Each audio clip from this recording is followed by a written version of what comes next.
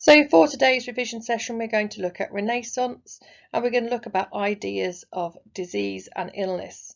This is for the Renaissance unit and it's the first bullet point. So there's a lot of continuity and change during this time period. In terms of change, we are starting to see improved quality of pictures, so the artwork is becoming a lot clearer. And we are beginning to see a more secular society, so people are less reliant on religion as answers to all their questions. And around this time there is an improvement in scientific discoveries. People are going back to this humanistic and scientific approach of the Greeks and the Romans to try and learn new things. The problem with this is there isn't a lot discovered in terms of the causes of illness, because until they discover germ theory they can't really make a lot of change. So there's not a lot of difference in causes, and there's not a lot of difference in terms of practice of medicine. They're still very reliant on the four humours and on bloodletting and so on. But we do get to see some changes during this time period as we begin to understand a few more things. The work of Harvey and Vesalius being two people in particular that are going to affect the way that medicine is perceived, but don't automatically assume that the Renaissance is a huge step away from medieval times, because for a lot of it, for most people, nothing really is going to make a difference. So if we think about one of the big causes of illness at this time that's a non-religious cause, miasmata is a way of explaining why people get sick. So miasmata, miasma, this is what people think caused the imbalance in the four humours, and it is essentially a bad smell. So if we think about things like the Black Death and the plague, it's where people are putting sweet smelling herbs and flowers to their noses to stop those bad smells from getting to them. It's the product of rotten vegetables and other decay in things like humans or excrement that's left in dirty places, and that bad smell just spontaneously comes from these rotting vegetables and causes you to get sick. So people used to try to avoid dirty places to try and stay safe, and they knew that this wasn't quite the whole story, but in some respects staying away from those dirty places is going to make them healthier, and clearing those things up is going to make them healthier, but they're not at the point of being able to explain illness as yet.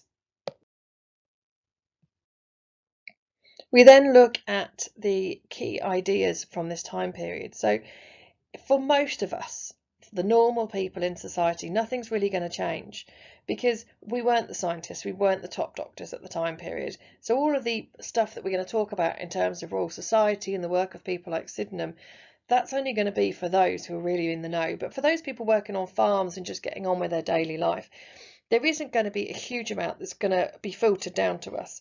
And the doctors aren't going to tell us this because they're earning money from bloodletting. They're not suddenly going to stop doing it because it's been discredited, because it's how they make a living. So if we think about things like Leeuwenhoek and animal kills, this is important, but there isn't any way of getting accurate drawings at this time. So it's very difficult to know what's happening inside the body. And they haven't got the medical instruments like microscopes to be able to see what we now know as germs. They just can't go so small. So his work on animal kills is actually really important because it's about as small as you can get. And if you look at the pictures, they do look a little bit odd, but there is a semblance of germs within them. So think about the factors that are involved. It might be worth stopping for the time being and writing these down. So you've got your CISA-WIGA factors there, and you should know what they stand for. We've got chance, we've got science and technology, we've got improved communications, religion, war, individuals, governments, and attitudes in society. So with the things that we've looked at so far, see what you can add in. So we've talked about attitudes in society already, so that's something you could easily add in. Are we affected at this point by any government intervention? And we know that that doesn't really happen too much during this period. Is there something to do with science and technology which is moving us forward or perhaps holding us back? Think about the things that you can add so far, because with this topic I often find that those CISA-WIGA factors are what are going to make your paragraphs, rather than focusing on individual people.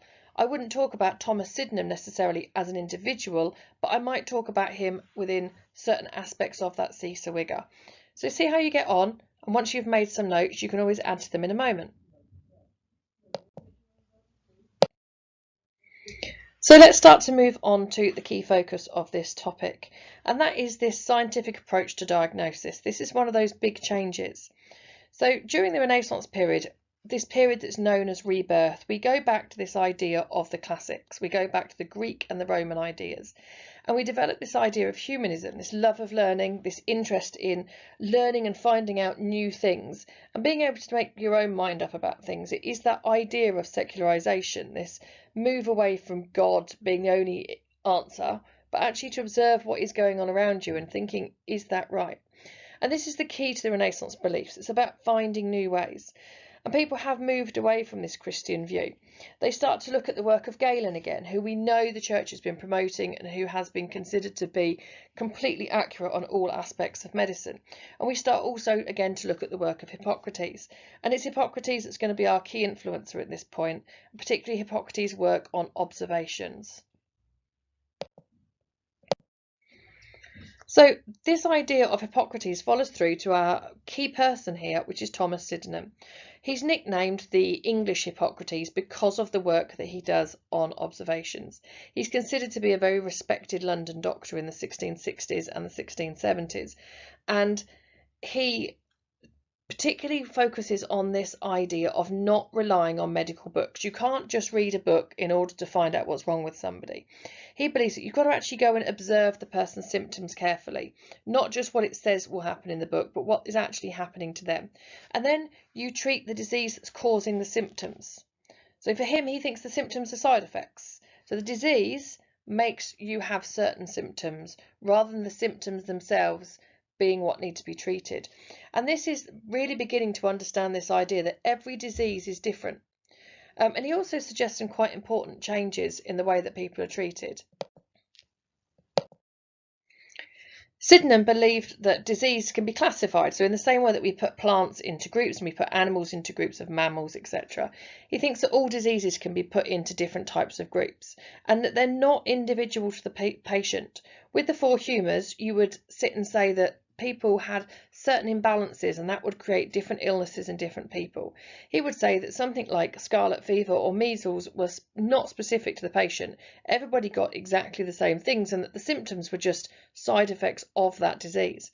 So he encouraged his students to observe these patients to make sure that they wrote down as much as they possibly could about the symptoms, and that by understanding their symptoms, if people had symptoms X, Y, and Z, then they probably had disease A. And that made much more sense. And this is a thoroughly modern approach compared to what had been done before, where it was all about looking at imbalance in the humours. So although he wasn't able to actually see germs, etc., he was able to prove that something like measles and scarlet fever, which are perhaps going to present themselves in very similar ways, he can prove that they were in fact two different diseases. And this sort of idea is very important.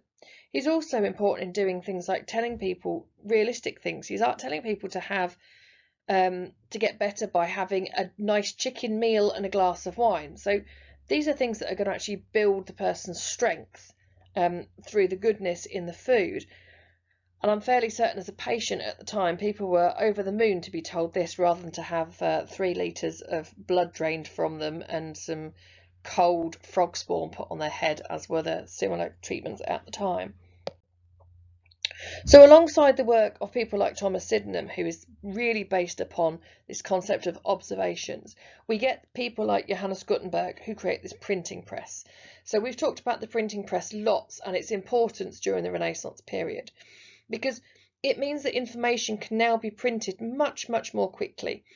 It isn't like a modern day printer, remember. Each single page has got to be done by hand and every single letter of every single word is going to have to be laid by hand. But compared to copying out the whole thing in manuscript, this is going to be much, much quicker and much more accurate. There's going to be fewer inconsistencies. We know that the monks made mistakes. We know, especially when it came to translating, that things weren't always translated properly. And we also know that the church were the people that were writing these manuscripts via the monks. So they had control over what was being published. If they found a book that they didn't want because it questioned Galen, they just wouldn't copy it out. So suddenly we have all these books being produced much more quickly, much more accurately, and ideas that can begin to question Galen. And that is going to be a huge impact on spreading the understanding of cause and disease. So a group that is working along that principle is the Royal Society. So the whole idea of the Royal Society is a group of individuals coming together to look at what they're discovering. They want to talk about their ideas. So they meet in London for the first time in Greenwich, and they do this in 1660, and they just want to talk about science. Some people are doctors, some are chemists, some are biologists, some are physicists, and by sharing their ideas and their scientific knowledge, they are able to make discoveries. If you think to things that happen later on in the time period, you've got people like Pasteur, who's a scientist. He's not a doctor, but he's going to make big changes in the way that we look at medicine. So perhaps if it was all doctors coming together, those sort of bits wouldn't be made so quickly. But because we've got lots of people in different fields sharing ideas, they start to fill in the blanks that each other can't do by themselves.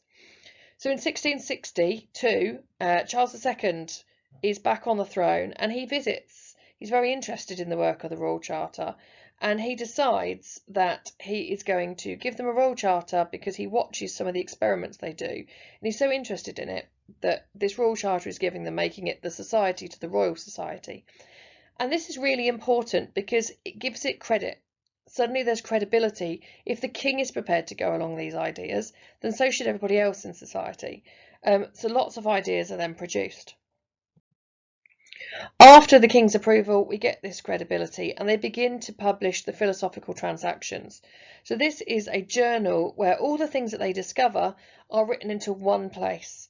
And this can be printed and it can be bought by people all over the world, meaning that they can also share their ideas. In it, they put letters that are written between people. They put things that they've observed in experiments that they've done within their own laboratories. They write book reviews of other books that they've read, all sorts of really important things.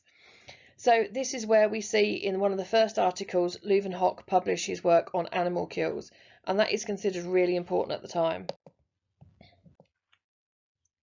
The other thing done by the Royal Society is the funding of texts. So obviously around the world, people are learning different things in different times. And one of the things that they do is pay to have these books translated properly. And this means that everything is written in English and in simple terms so that all people can understand it that have got some sort of English knowledge. They also keep a reference library, so of all the books that have been published before them, they've got them in one place so that people are able to find information quickly and easily. So because of the work of the Royal Society, there's lots of new discoveries, and then those new discoveries are able to be spread more rapidly. So if we think about this in terms of an exam style question, this is a question that is in the book that you can have a look at. It says, explain why there were changes in the way ideas about the causes of disease and illness were communicated in the period 1500 to 1700. You may wish to use the Royal Society and the printing press. You must also use information of your own. So you can have a go at answering this question and hand it in to your teacher, who I'm sure will mark it for you and give you lots of feedback. This way you can test that you have actually learned what we've looked at today. Remember, you don't have to use those bullet points. You can use them, but if you aren't comfortable with either, you can always cross it out and replace it with your own. But as it says, you must use your own information.